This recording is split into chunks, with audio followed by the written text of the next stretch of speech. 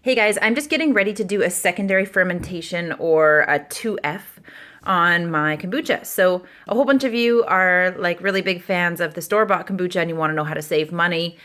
This will help you save a ton of money taking a kombucha class. But I wanted to show you how I get the tasty flavors in there. There are a bunch of ways to do it. Some people add juices, some people add whole fruit. So I'll show you one way that I'm working on it. I want to show you my setup first here. So you'll see my kombucha jars, cute little toppers there. They're from Locks and Lambs, by the way. I can tag them in here. You can find their toppers. So the kombucha toppers just keep all of the dust and fruit flies out and stuff like that. Oh, you hear my daughter in the background? Hi, Freya. You want to say hi? Hi. She's my helper. So I'm going to get the kombucha. Actually, what I do is I pour kombucha in to some fruit and I blend it all together. So I'm going to pour some of my green tea kombucha into the blender that I have here with blueberries and ginger. And I don't have exact measurements. I don't really use recipes in that way. I just kind of use what I have around. And some things I flavor more intensely than others.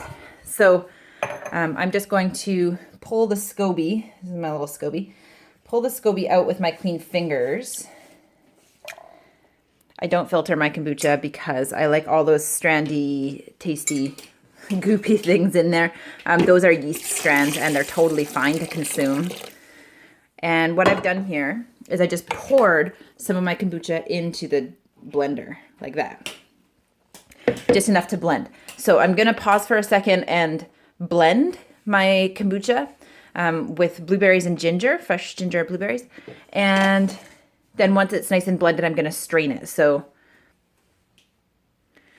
okay, I'm back and I have blended my blueberries and ginger together with kombucha. And I'll show you what's up now. So I'm pouring it into, either you can use cheesecloth or I just use these mesh produce bags to strain my kombucha out. I'm going to try to set this up so you can see what I'm doing here. There we go. All right. Give the baby a bit of a spook with the Vitamix there. But she's okay. So I'm straining it out and basically just making really fresh blueberry juice. Blueberry ginger juice. You can also brew the blueberries right into the juice when you're making the kombucha. It's a different method of getting flavor. I find I like the fresher taste of blueberries. It's not blueberry season right now, so I just use them frozen. So my hands are super cold right now. And do a really good squish. I'm making a little bit of a mess.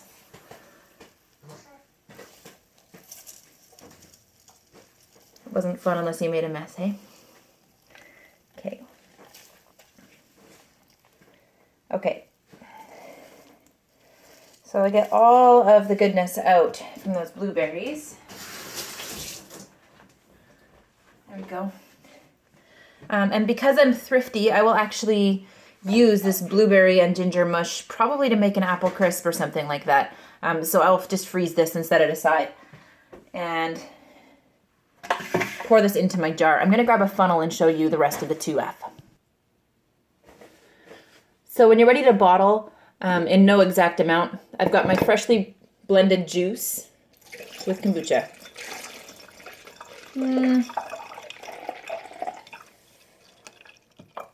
That's maybe a little bit much. Okay, so normally I'm going to estimate it about 4 ounces of pure juice. I'll do around 6 ounces for this one. And then the rest, fill it up with kombucha. This is my green tea kombucha that's finished.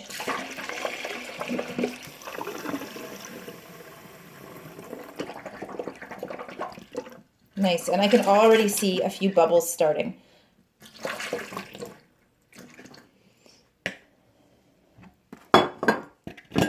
Ooh, nice. See those bubbles?